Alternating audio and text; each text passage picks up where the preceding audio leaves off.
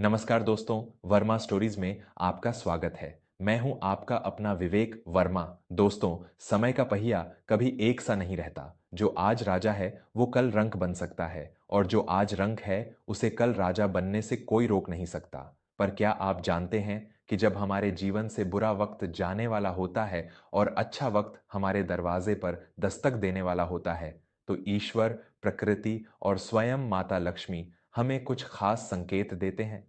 अधिकतर लोग इन संकेतों को समझ नहीं पाते और अज्ञानता में उन मौकों को गंवा देते हैं। आज की कहानी सिर्फ एक कहानी नहीं है, बल्कि एक ऐसा सत्य है जो आपके जीवन को देखने का नजरिया बदल देगा। अगर आपके साथ भी ऐसा कुछ हो रहा है, तो समझ जाइए कि आपके घर साक्षात धन की देवी पधारने वाली हैं। यह कहानी है चंदनपुर गांव के रहने वाले दीनानाथ और उनके परिवार की। दीनानाथ एक बेहद ईमानदार, संस्कारी और भगवान पर अटूट विश्वास रखने वाले व्यक्ति थे। उनकी पत्नी का नाम था सुलोचना, जो साक्षात अन्नपूर्णा का रूप थी, और उनका एक 25 साल का बेटा था जिसका नाम था केशव।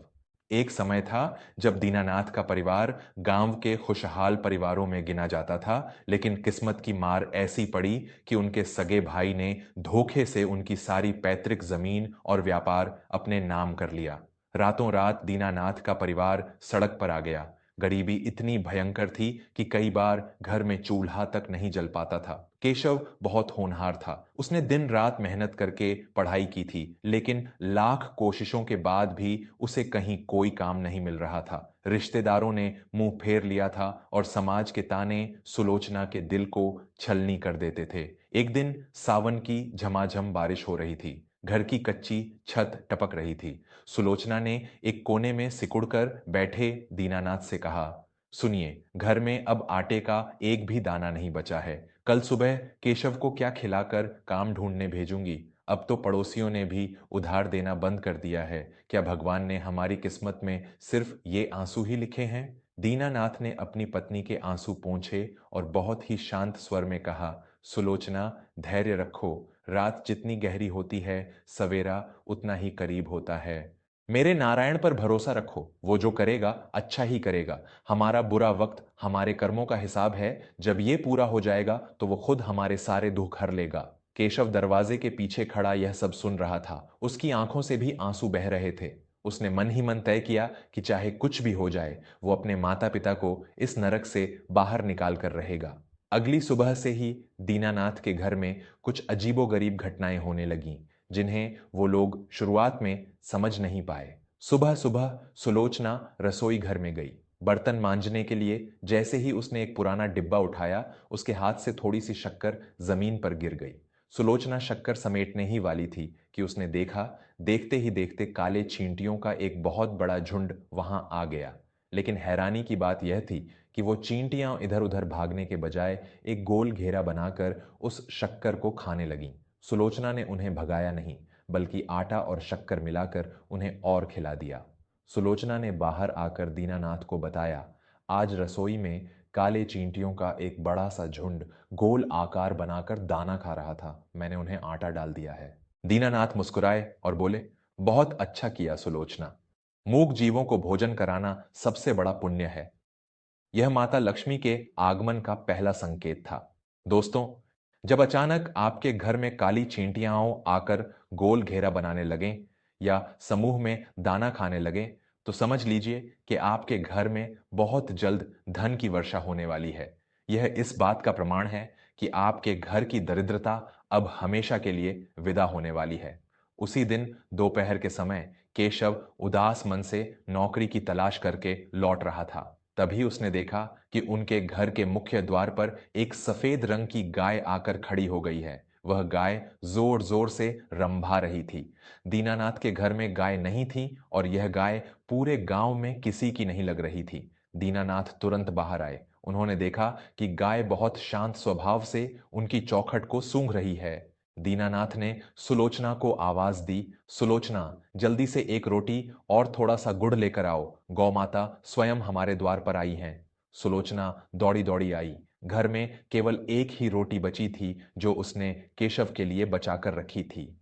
लेकिन बिना एक पल सोचे उसने वह रोटी और गुड़ उस सफेद गाय को खिला दिया। गाय ने बड़े प्रेम से वह रोटी खाई, दीनानाथ के हाथों को चाटा और वहां से चली गई। यह था दूसरा बड़ा संकेत। शास्त्रों के अनुसार अगर आपके घर के दरवाजे पर अचानक कोई गाय आकर रंभाने लगे या सुबह सुबह सफेद गाय आपके द्वार पर आकर भोजन ग्रहण करे, तो यह साक्षात माता लक्ष्मी के प्रवेश का सूचक है। गौ माता के रूप में 33 कोटि देवी देवता आपके घर को पवित्र करने आते हैं। अगले दिन सुबह के करीब 4 बज रहे थे। इसे ब्रह्म मुहूर्त कहा जाता है। केशव की नींद अचानक खुल गई। उसे ऐसा लगा जैसे कहीं बहुत करीब से शंख बजने की और मंदिर की घंटियों की बहुत ही मधुर आवाज आ रही है। उसने खिड़की से बाहर देखा। पूरा गांव गहरी नींद में सोया हुआ था। उनका घर गांव के छोर पर था और मंदिर वहां से कोसों दूर था। इतनी दूर से शंख की इतनी स्पष्ट आवाज आना असंभव था। केशव ने अपने पिता को जगाया। पिताजी, क्या आपको भी शंख और घंटियों की आवाज सुनाई दे रही है? ऐसा लग रहा है जैसे हमारे घर के ही किसी कोने में पूजा हो रही हो। दीनानाथ ने आंखें बंद की और ध्यान से सुना। उनके चेहरे पर एक असीम शांति छा गई। उन्होंने केशव के सिर पर हाथ फेरते हुए कहा, बेटा, यह ब्रह्म बेला है। इस समय देवताओं का धरती पर विचरण होता है। मुझे तो कोई आवाज नहीं आ रही, लेकिन अगर तुम्हें शंख और घंटियों की ध्वनि सुनाई दे रही है, तो यह कोई साधारण बात नहीं है। भगवान तुम्हें कुछ बताना चाहते हैं। यह तीसरा अचूक संकेत था। अगर आपको सुबह उठते ही या ब्रह्म मुहूर्त में शंख, मंदिर की घंटियों या किसी मधुर भजन की ध्वनि अचानक सुनाई दे, जबकि आसपास ऐसा कुछ न हो रहा हो, तो यह ब्रह्मांड का आपको सीधा संदेश है कि आपके भाग्य के दरवाजे खुल चुके हैं। माता लक्ष्मी ने आपके घर की ओर अपने कदम बढ़ा दिए हैं। चौथा संकेत उन्हें उसी दिन शाम को मिला। सुलोचना घर के आंगन में बैठी तुलसी माता की पूजा कर रही थी। तभी उसने देखा कि उनके आंगन के एक पुराने आले में, जहां अक्सर जाले लगे रहते थे, एक गौरैया चिड़िया अपने मुंह में तिनके दबाए ला रही है। देखते ही देखते उस छोटी सी चिड़िया ने सुलोचना के सामने ही एक बहुत ही सुंदर सा घोंसला बनाना शुरू कर दिया।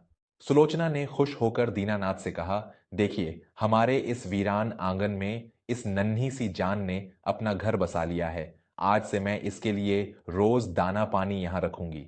दीनानाथ की आंखों में चमक आ गई। उन्होंने कहा, सुलोचना, पक्षियों का घर में घोंसला बनाना बहुत ही शुभ होता है। यह प्रकृति का संकेत है कि हमारा घर अब खुशियों से भरने वाला है। हाँ दोस्तों, यह चौथा संकेत है। अगर आपके घर की दीवारों पर, आंगन में या छज्जे पर कोई चिड़िया आकर घोंसला बनाए, तो यह दरिद्रता के नाश और अपार सुख समृद्धि के आगमन का निश्चित संकेत होता है। जिस घर में माता लक्ष्मी का वास होने वाला होता है, वहां का वातावरण इतना सकारात्मक हो जाता है कि प्रकृति के जीव जंतु वहां अपना आश्रय ढूंढने लगते हैं। इन सब घटनाओं के बाद पांचवा और सबसे बड़ा संकेत दीनानाथ को खुद उस रात सपने में मिला।